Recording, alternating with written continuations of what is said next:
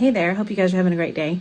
So for today's myth of the week, I'm going to talk to you a little bit about something that most people think that they need to have, but they actually don't. So did you know that taking a probiotic doesn't actually heal your gut?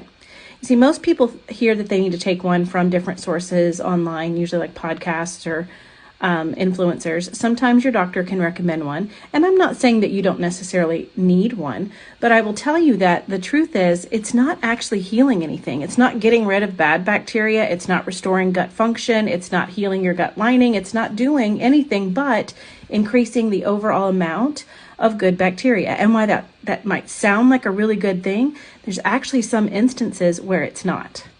So while we want to have a good amount of these good bacteria, we don't want low levels, we also don't necessarily want elevated levels, because when some of these bacteria are present in lab high amounts, then that can lead to things like inflammation and autoimmune disease.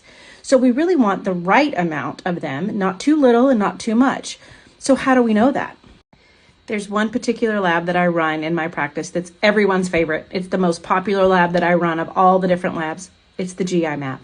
It gives us an overview of your gut health, and it tells us specifically like if there's pathogens, toxins, viruses, bacteria, or other factors that are impairing your digestion. But it also tells us about your good bacteria. It tells us about the health of your microbiome.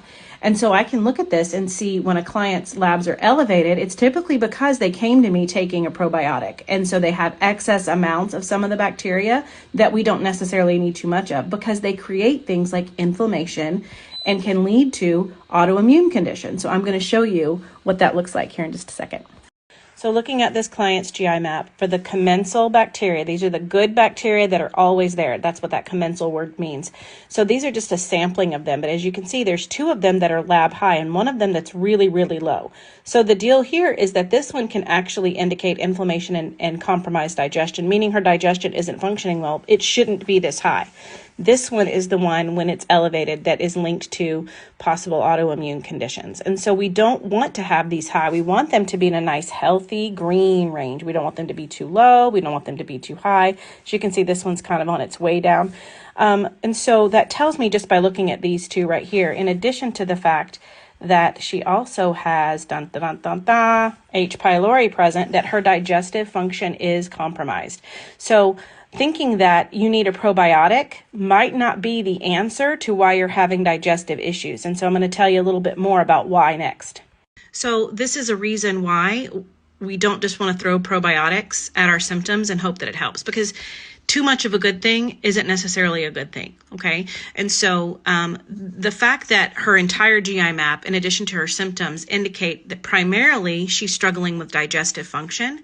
What this means is that I'm not going to throw a bunch of supplements at her because she's not able to digest them well, including a probiotic. Now, even if it's a probiotic that's designed to make it through the very acidic environment of your stomach and then get absorbed in your small intestine, when you have digestive dysfunction, it's not just the digestion piece in your stomach that's compromised. In some cases, it's also the ability to absorb the nutrients. So she's not actually able to get the benefit of the probiotic that she's swallowing, or many of the other supplements that she came to me taking. So it's very important that you test, don't guess, before you start throwing things at your health to feel better. I don't know about you, but I can't go a day without seeing some kind of ad somewhere for a miracle probiotic that's going to not only, heal your gut issues, but help you lose weight, or, some other pill that helps alleviate gas and bloating. Just take this every time you feel bad. The deal is, those things are just Band-Aids. You've got this symptom and you're slapping a Band-Aid on top. But if you don't address the root cause of why that symptom is happening, then you're just going to continue to repeat that. So I used to depend on the recommendations of people online that I liked and trusted. What they would recommend in a podcast, I would try it. If they sold some kind of program, I would do it. And then I just ended up feeling like I was shooting arrows in the dark because I wasn't actually hitting the mark.